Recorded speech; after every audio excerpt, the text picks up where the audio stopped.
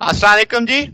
आज का लेक्चर हमारे पास बुनियादी तौर पे आप प्लोरीमीटर, प्लोरीमेट्री क्या है, एक यानी टेक्निक के बारे में थोड़ा सा समझेंगे। प्लोरीमीटर क्या होता है, फिर इसमें खास चीज लॉरेंट हाफ शेड प्लोरीमीटर को देखेंगे। हमारा जो एक तरह से मेजर टॉपिक है, लॉन्ग क्वेश्चन में आता है, बहुत इंपॉर्टेंट टॉपिक है। तो शुरू करते हैं जनाब कि अब पहले स्टेप बाय स्टेप प्लोरीमेट्री क्या है। फ्लोरीमेट्री बेसिकली एक मेजरमेंट और इंटरेप्शन है पोलराइजेशन को, जो ट्रांसफर वेव्स को स्टडी करने की। तो हम कहेंगे कि fluorimetry sensitive non destructive technique है कि हम ऑप्टिकल एक्टिविटी मेजर करते हैं कंपाउंड्स की, यानी किसी सब्सटेंस से गुजरते वक्त प्लेन ऑफ पोलराइजेशन कितना रोटेट कर जाती है, इस चीज को मेजर करते हैं। इस टेक्निक में हमने कहा जो चेंज ऑफ वाइब्रेशन है, जब वो यानी उसे बेसिकली मेजर किया जाता है जब वो ऑप्टिकली कंपाउंड या ऑप्टिकली एक्टिव सब्सटेंस में से पास करती है।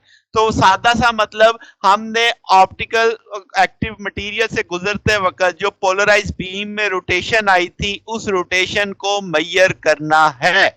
फिर जनाब फ्लोरीमीटर क्या है, हम कहेंगे वो इंस्ट्रूमेंट जो मेजर करेगा उस रोटेशन को, जो प्लेन ऑफ पोलराइज में आई उसकी प्लेन में जो रोटेशन है जब वो ऑप्टिकल एक्टिव सब्सटेंस से गुजरेगी। ठीक है, तो इसका मतलब ये हुआ कि जो मॉलिक्यूल की टेंडेंसी है, हर मटेरियल की जो टेंडेंसी है प्लेट को रोटेट करने की, वो क्लॉकवाइज भी हो सकती है, एंटी क्लॉकवाइज भी हो सकती है, जिसके गिर्द हमने वो रोटेशन क्या करनी है, मेजर करनी है। अब इसका बेसिक प्रिंसिपल क्या है वो जरा समझ लेते हैं, जिसकी बुनियाद पे है। इसमें बुनियादी तौर पे दो क्रॉस पोलराइजर लगे होते हैं, यानी एक वर्टिकल और एक हॉरिजॉन्टल, यानी परपेंडिकुलर टू ईच अदर होते हैं। अगर ऐसा मामला है तो लाइट जाएगी, और अगर दूसरा बिल्कुल परपेंडिकुलर हुआ तो लाइट तो वहां से गुजर ही नहीं सकेगी। यानी जब दोनों बिल्कुल परपेंडिकुलर होते हैं तो कोई भी लाइट पास नहीं कर सकती। अब जरा देखते हैं कि अगर हम एक ऑप्टिकली एक्टिव सब्सटेंस बीच में रख देते हैं, इंट्रोड्यूस कर देते हैं, तो जो प्लेन ऑफ पोलराइजेशन है इमर्जिंग लाइट की, वो कुछ मुड़ जाएगी। अब वो एग्जैक्ट बिल्कुल सीधी नहीं रहेगी। लेट से हम कह देते हैं वो सर्टेन एंगल पे रोटेट कर गई उस मटेरियल में से गुजरने के बाद, मैंने उसको अल्फा एंगल कह दिया। अब जो सेकंड पोलराइजर था जो बिल्कुल हॉरिजॉन्टल पड़ा था उसके, यानी वर्टिकल के आगे हॉरिजॉन्टल पड़ा था, अब वो इसे रोक नहीं सकता। अब आपका जो फील्ड ऑफ व्यू है उसमें कुछ ना कुछ रोशनी पहुंचेगी। ठीक होगी बात। अब सेकंड पोलराइजर को अगर लाइट को रोकना है तो उसे रोटेट होना पड़ेगा। कितना, जितना एंगल वो लाइट मटेरियल से मुड़ के आई है, यानी अल्फा एंगल। तो इसका मतलब सेम सेंस में, ताकि अगर मुझे दोबारा उसे रोकना है तो मुझे उसे अल्फा डिग्री, अल्फा एंगल ही रोटेट करना पड़ेगा। अब ये जो एंगल है जो एनालाइजर उसे रोकने के लिए बनाएगा, ये उतना ही है जितना यानी उस मटेरियल से गुजरते वक्त उसने उसमें मुड़ा, यानी उसकी प्लेन जितना मुड़ी। तो इसका मतलब अगर मैं इस एंगल ऑफ रोटेशन को मेजर कर सकता हूं एक सर्कुलर स्केल लगा के पोलराइजर के ऊपर, यानी पोलराइजर जितना मुड़ेगा ताकि उसको दोबारा रोका जा सके, तो वो एंगल मैं मेजर कर लूंगा, ये वही एंगल होगा जितना मटेरियल से वो बेंड होके आई है। तो ये सादा सा प्रिंसिपल है इसका। ठीक है, अब इसमें एक लफ्ज आता है स्पेसिफिक रोटेशन। स्पेसिफिक रोटेशन किसी गिवन वेवलेंथ और एट अ सर्टेन टेम्परेचर पे जो रोटेशन प्रोड्यूस होती है, किसमें, 1 डेसीमीटर लॉन्ग कॉलम, यानी जो सोल्यूशन है 1 डेसीमीटर लॉन्ग कॉलम में है, और उसमें 1 ग्राम जस्ट ऑप्टिकल एक्टिव मटेरियल है पर सीसी। ठीक है, क्यूबिक सेंटीमीटर ऑफ सोल्यूशन। तो अगर ऐसी ये शर्तें पूरी होती हैं तो उस वक्त जो रोटेशन होगी वो कौन सी है, स्पेसिफिक रोटेशन। तो शर्तें देख लो, वेवलेंथ पता है, टेम्परेचर पता है, इस पे आपने क्या नोट करनी है, रोटेशन। वो रोटेशन आपकी कितने लंबाई में से गुजरेगी, 1 डेसीमीटर। उसमें ऑप्टिकल एक्टिव मटेरियल की मिकदार कितनी है, 1 ग्राम पर सीसी। ठीक है, तो ये अब आपने शर्तों के साथ फार्मूला एक बन जाएगा आपके पास कि भाई आपके पास यहाँ पे अल्फा क्या है, स्पेसिफिक रोटेशन है, टी और लैम्डा मैंने लिखे क्या गिवन है आपके पास। ठीक है, अब ये बराबर आ जाएगा थीटा ओवर एल सी के। थीटा बेसिकली सबसे बुनियादी चीज है, ये वो ऑब्जर्व्ड एंगल है जो हमने देखना है। स्पेसिफिक रोटेशन अब आप क्या निकाल सकते हो, अगर आपने दायरा थीटा मेजर कर लिया, जितनी पाथ लेंथ थी वो मेजर कर ली, कंसंट्रेशन आपको खुद पता है जो आपने डाली होगी, अगर ये तीन चीजें पता लग जाएं तो क्या स्पेसिफिक रोटेशन निकाली जा सकती है? बिल्कुल निकाली जा सकती है।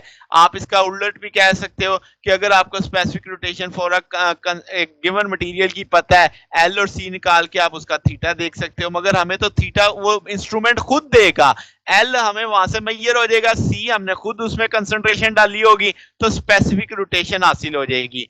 अब वो फ्लोरीमीटर जो बुनियादी तौर पे शुगर की कंसंट्रेशन या मालूम ऑप्टिकल रोटेशन मालूम करते हैं, उससे हम सेक्रीमीटर बोलते हैं।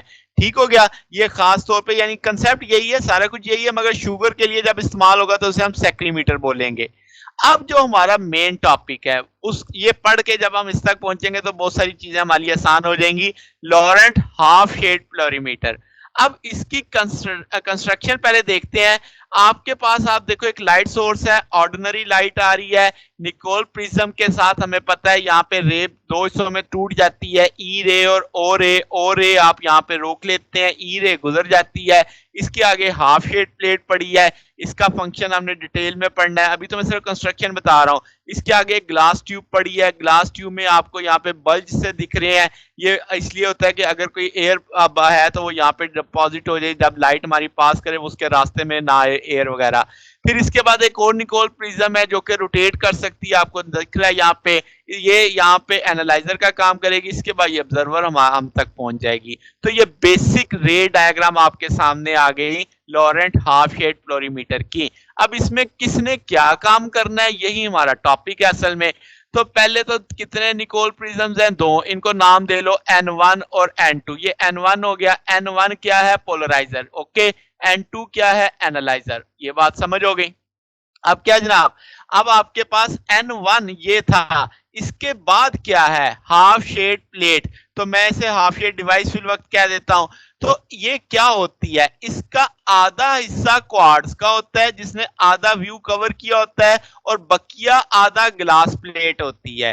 ठीक होगी, यानी जिसे मैं कह रहा हूं ना हाफ शेड ग्लास, इसका मतलब ये दो मटेरियल से अलग अलग होता है। आधा मटेरियल क्वार्ट्ज का, आधा हिस्सा कहना चाहिए, और आधा हिस्सा ग्लास का होता है। फर्दर आता है, इसे वहां पे देखते हैं। फिर इस हाफ शेड ग्लास के डिवाइस के बाद क्या पड़ा है? ग्लास ट्यूब पड़ा है। ये ग्लास ट्यूब क्या है? इसका डायमीटर दरमियान से ज्यादा है, यानी ये जो बल्ज है एक तरह से ज्यादा है। तो ये क्यों है लार्जर डायमीटर? इसीलिए है कि कोई भी बबल लाइट के रास्ते में ना आए। ठीक है, अब आपके पास आप इस जो आपके पास ग्लास ट्यूब है, इसमें क्या फिल करोगे? सॉल्यूशन फिल कर दोगे। अब आपके पास इसके ट्यूब के दोनों एंड्स को आप क्लोज करोगे कवर स्लिप्स के साथ इसके। अब इसके बाद क्या है? इसके बाद फिर आपकी एक निकोल प्रिज्म पड़ी है, तो उसे हम N2 कह देते हैं, और आपको नजर आ रहा है कि ये रोटेट कर सकती है। मैंने कहा कि कैपेबल ऑफ रोटेशन है इसकी, तो ये उसी कॉमन एक्सिस के गिर्द रोटेट कर सकती है जो N1 और N2 के दरमियान में है। अब ये जो रोटेशन है एनालाइजर की, इसको हम रीड कर सकते हैं किसके साथ? एक वर्नियर स्केल के साथ, जिससे मुझे वो एंगल पता चल जाएगा। ठीक हो गया, तो ये अब आपके पास ओवरऑल आपको एक आइडिया हो गया कि आपके पास इस फ्लोरीमीटर में क्या होता है लॉरेंट के अंदर। तो इसमें जो सबसे अहम चीज है वो है हाफ शेड डिवाइस। जैसे मैंने कहा कि हाफ शेड डिवाइस में सेमी सर्कुलर यानी आधा सर्कल, जैसे यहाँ पे ADB, ये होगा क्वार्ट्ज, और ये आपने जोड़ना है, सिमेटेड कर देना है किसके साथ? Semi circular plate ACB। ये क्या है? ग्लास। ठीक है, और इस ग्लास की थिकनेस ऐसी लेनी है कि ये उतनी ही लाइट अब्सॉर्ब कर सके और गुजार सके जितना क्वार्ट्ज प्लेट कर रही है। यानी कैलकुलेट करके इसकी थिकनेस ऐसी लगाई जाती है कि इसकी अब्सॉर्प्शन और ट्रांसमिशन क्वार्ट्ज प्लेट जितनी ही होती है। तो ये जो मैंने ग्रीन कलर में लिखा, ये अब आपको डिटेल में समझ आ गई कि हाफ शेड डिवाइस क्या होती है। अब आपके दरमियान में जो AB आपको दिख रहा है, ये मेरे लिए ऑप्टिकल एक्सिस है। ठीक है, उस वेव प्लेट का, जो कि पैरेलल है किसके? लाइन ऑफ सेपरेशन AB के, यानी जो AB है यही मेरा ऑप्टिकल एक्सिस है जो इन दोनों को सेपरेट कर रहा है। ठीक होगी बात। अब वर्किंग क्या है, काम कैसे करती है ये हाफ शेड डिवाइस। हम कहेंगे कि जब आपकी लाइट इस पे फॉल करेगी इंसिडेंट पे, तो ए डी बी पे आधी गिरेगी, आधी किस पे गिरेगी, एसीबी पे गिरेगी। अब जब आपके पास वो एसीबी में से गुजरेगी तो वो उसको कुछ भी नहीं होगा, उसकी वाइब्रेशन ओ पी के अलोंग ही रहेगी। ठीक होगी बात, यानी ग्लास वाले ने उसे कुछ नहीं किया, उसको जाने दिया। मगर जब क्वार्ट्ज वाला है तो अब यहां से जैसे ही लाइट क्वार्ट्ज वाले पे आएगी तो स्प्लिट हो जाएगी ई रे और ओ रे के अंदर। और हम जानते हैं कि आपके पास दोनों अगर सेम डायरेक्शन में जा रहे हैं मगर इनकी वेलोसिटी सेम नहीं होती, ई रे की वेलोसिटी ओ रे से डिफरेंट होती है। और मैं कह देता हूं कि ओ रे ज्यादा तेज चलेगी किससे, ई रे से। तो अब जनाबे वाला, अब आपके पास ये इस तेज चलने की वजह से जब वो बाहर निकलेंगी तो एक रे जल्दी निकल जाएगी, एक रे बाद में आएगी, तो वहां पे फेज डिफरेंस आ जाएगा कितना, पाई का या पाथ डिफरेंस कह लो कितना, लैम्डा बाई 2 का।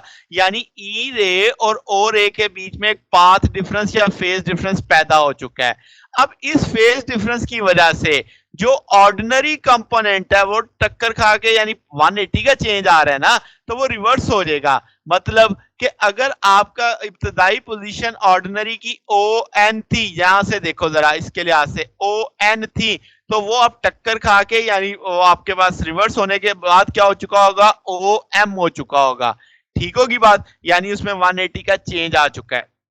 अब यहां से क्या मतलब कि भाई आपकी जो बाहर निकलने पे जो रिजल्टेंट है उसमें जो ऑर्डिनरी कंपोनेंट है ओ एल, इसका जो extraordinary component O L, और जो ऑर्डिनरी कंपोनेंट पहले ओ एन पे था अब वो शिफ्ट हो गया किस पे, ओ एम पे, 180 का चेंज लेने से।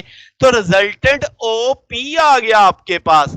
ठीक है, जो कि थीटा वाई एक्सिस के साथ क्या बना रहा है, थीटा बना रहा है। अगर अब आपकी यहां से ये लाइट पास करती है तो वाइब्रेशन जो होगी वो अब आप जो यानी क्वार्ट्ज में से जो लाइट गुजर रही है उसकी वाइब्रेशन वो अब आपके पास अलोंग क्यू आर होंगी, यानी ये क्यू आर। अब जरा सोचो, परपेंडिकुलर है ना, ट्रांसफर वेव है ना, अगर आपके पास ये आपके पास इसका रिजल्टेंट आ रहा है तो वेव इसके परपेंडिकुलर ही होगी, यानी क्यू आर में उसकी वाइब्रेशन हो रही होगी। तो जनाब ये चीज समझना है। तो इसका मतलब ये हुआ कि जो क्वार्ट्ज प्लेट का इफेक्ट है उसने जो प्लेन पोलराइजेशन की प्लेन को रोटेट किया कितना, 2 थीटा। अब जनाबे वाला इसका मतलब दो पोलराइज बीम है, एक वो जो ग्लास में से आ रही है ओ क्यू के, ये वाली जो ओ क्यू, इसकी जो जाहिर सी बात है जो ग्लास से गुजरेगी उसकी बीम आपके परपेंडिकुलर होगी ओ क्यू के, और इसी तरीके से जो क्वार्ट्ज से आ रही है वो ओ पी के अलोंग होगी उसके। ठीक है, तो जनाब अब आपके पास अब होगा क्या, जरा ये समझ लेते हैं। जो प्रिंसिपल प्लेन है यानी जो पास डायरेक्शन है N2 की, क्योंकि अब आपका ग्लास का चक्कर तो पूरा हो गया, आपको पता लग गया हाफ शेड प्लेट में से दो बीम्स निकलेंगी, दोनों ग्लास ट्यूब से जाएंगी। अब उसको आगे कौन मिलेगा, एनालाइजर मिलेगा, यानी N2 मिलेगा।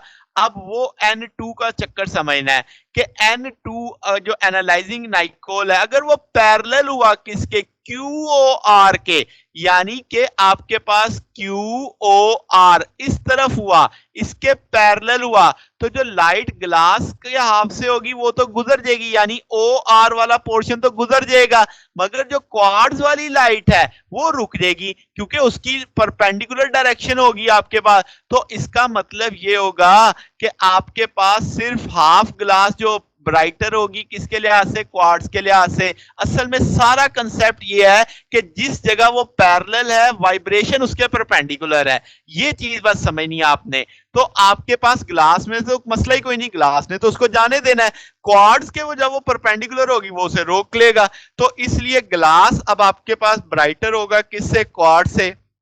अब उल्टा समझ लेते हैं कि अगर आपकी प्रिंसिपल प्लेन या पास डायरेक्शन N2 पैरेलल है POS के, तो अब क्या होगा, अब जो आपके पास लाइट क्वार्ट्ज के हाफ में होगी वो अनअब्स्ट्रक्टेड होगी, ठीक है, वो गुजर जाएगी, जबकि ग्लास वाली जो आपके पास है वो ऑब्स्ट्रक्ट करेगी। तो इसका मतलब क्वार्ट्ज वाला हाफ अब ब्राइटर होगा किससे, ग्लास से। तो अब जनाब आपके पास अगर हम कहें, ये सबसे अहम बात है कि अगर N2 पैरेलल हो जाए वाई वाई प्राइम के, तो इसका मतलब इक्वली इंक्लाइंड हो जाएगा दोनों प्लेन्स के, दो प्लेन्स ऑफ वाइब्रेशन है, तो फील्ड ऑफ व्यू मुकम्मल डार्क हो जाएगा। तो बात समझ आई, यानी इसके प्लेन होगा अगर पीओएस के तो ये चमकेगा क्वार्ट्ज वाला पोर्शन, अगर क्यूओआर के पैरेलल होगा तो फिर ग्लास वाला पोर्शन चमकेगा, और अगर ए बी या वाई वाई प्राइम के आ जाता है पैरेलल, फिर वो मुकम्मल डार्क हो जाएगा। तो ये जनाब अब इसका मतलब जो हाफ शेड है वो सर्व कर रहा है फील्ड देखने के हिस्से को दो टुकड़ों में, आधा हिस्सा ब्राइट आधा हिस्सा डार्क कर रहा है। तो अब आप जरा सा भी इसे वाई वाई प्राइम से या ए बी से हिलाएंगे तो क्या होगा कि आपके पास एक हिस्सा ब्राइट हो जाएगा, दूसरा हिस्सा डार्क हो जाएगा। तो इसका मतलब आप इसी कंसेप्ट को लेते हुए हम एंगल ऑफ रोटेशन मेजर कर सकते हैं। तो आपके पास जो हाफ शेड डिवाइस है वो हम कहेंगे इसमें पर्टिकुलर एक ही वेवलेंथ के लिए आप इसे, यानी मोनोक्रोमेटिक लाइट ही आप इसमें इस्तेमाल कर रहे हैं, मल्टीपल लाइट्स के लिए ये नहीं होगी, ठीक है। तो अब आपके पास आप इसमें से स्पेसिफिक रोटेशन कैसे निकालेंगे, तो जब आप एक्सपेरिमेंट शुरू करेंगे तो जो आपकी ग्लास ट्यूब है उसमें पानी भर देंगे। अब आप टेलीस्कोप को फोकस करेंगे हाफ शेड डिवाइस पे, एनालाइजर को रोटेट करेंगे तो दोनों हाफ्स इक्वली ब्राइट या इक्वली डार्क होंगे आपके पास। तो इस पोजीशन को नोट कर लेंगे। अब आपके पास ट्यूब में वो ऑप्टिकल एक्टिव सॉल्यूशन डाल देंगे। अब एनालाइजर को रोटेट करेंगे ऐसी पोजीशन पे जब दोनों हाफ इक्वली ब्राइट या इक्वली डार्क का लफ्ज आप कह सकते हैं। तो आप इस नई पोजीशन को नोट कर लेंगे, ये पानी वाली पोजीशन भी नोट कर ली, ऑप्टिकल एक्टिव वाली पोजीशन भी नोट कर ली। ये जो दो रीडिंग्स में फर्क आएगा, ये ज़ाहिर है वर्नियर की रीडिंग से फर्क आएगा जो उसके रोटेट करने से पैदा हुई। तो आप इस तरीके से डिफरेंट कंसंट्रेशन सॉल्यूशन की डालते जाओ और बारी बारी रीडिंग लेते जाओ। तो थीटा और सी के बीच में अब आप थीटा इज जो आपने थीटा ऑब्जर्व किया था, सी इज द कंसंट्रेशन, तो वो आपके पास एक स्ट्रेट लाइन आएगी, यानी आप इसकी slope theta by C calculate कर सकते हो। अब आपने जो स्पेसिफिक रोटेशन का फार्मूला बनाया था थीटा बाई सी, यानी उस एक्सपेरिमेंट से पता चल जाएगा, स्लोप से पता चल जाएगा। एल आपने वो जो ट्यूब बनाई खुद आपको पता है कितनी लेंथ की है, तो आपके पास इस तरीके से स्पेसिफिक रोटेशन आप मालूम कर लेंगे। तो ये जनाब आपके पास बेसिक तरीकाकार था लॉरेंट हाफ शेड फ्लोरीमीटर का। यहाँ पे ना मैंने ब्राइट लिख दिया, डार्क यानी वो प्रिसाइज अगर आप हो जाए तो डार्क है, जितना इक्वल डार्क या इक्वल ब्राइट का कंसेप्ट सेम आ रहा होता है। तो ये हमारा टॉपिक था। अगर आपको इसमें कोई बात पूछनी हो, कोई डाउट हो तो नीचे कमेंट्स में पूछ सकते हैं। वीडियो अच्छी लगी हो तो वीडियो को लाइक कीजिएगा, दोस्तों के साथ शेयर कीजिएगा, चैनल को भी सब्सक्राइब कर दीजिएगा। अब तक के लिए इतना ही, बकिया इंशाल्लाह फिर नेक्स्ट देखेंगे। ओके, अल्लाह हाफिज।